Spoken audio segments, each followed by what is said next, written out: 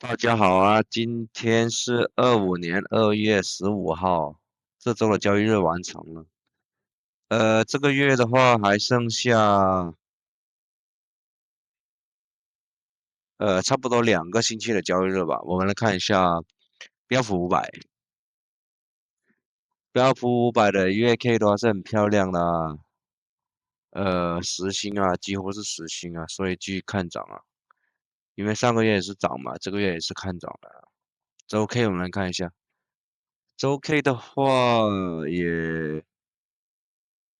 周 K 的话也是一样啊，上个星期看涨啊，这个星期也是看涨，而且这个 MA5继续向上走啊，所以继续看涨了。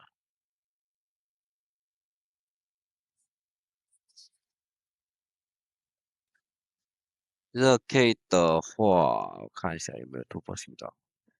热 K 的话，没有突破新高，呃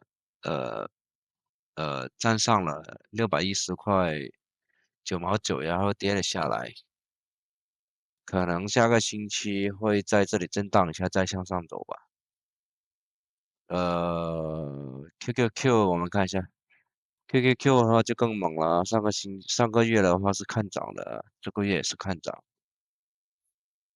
周 K 看一下，周 K 的话这个周都已经收在一个最高点了，热 K 我们看一下，热 K 的话是创了新高啊，这个收涨是创了新高啊，呃，已经创了新高啊，下个星期继续看涨，看一下英伟达吧，英伟达我们看一下周 K。英伟达的周 K 很漂亮啊，一星2个星期就收到了 MA5之上，所以的话，下星期有财报吗？下星期有财报的话，那就是16哦，月底才有财报，应该还是会继续看涨啊。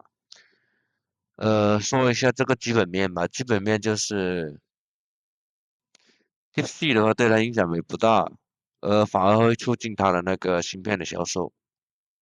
因为什么？因为人类的那个欲望是无穷无尽的嘛，人类的欲望是无限的嘛，所以的话，算力是永远不会够的。然后我们来看一下 FNGU，FNGU 的话，月 K 也是很漂亮啊。周 K 的话，涨9个点也是不错。然后热 K 的话，还没有突破新高啊，所以呃，但是这个热线还是非常之有效的，继续看涨。有时候这个大牛市啊，炒股也是蛮简单的。你看它这里震荡多久，跌下来涨上去，震荡了差不多2个月，对不对？2个多月，可能2个半月才向上走。所以说，你只要撑过了这一段时间啊，你可以止损。你现在跌穿了什么的地方了，你的止损线你可以止损，但是你一定要买回来，然后就可以挣钱，而且挣的非常多。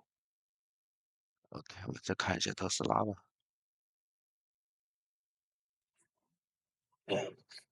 特斯拉的话也有收涨这么一个趋势啊，然后我们周 K 看一下，周 K 的话也是很漂亮啊，还行，也不是说很漂亮，起码跌下去了涨了上来，但是这个星期还是都跌的。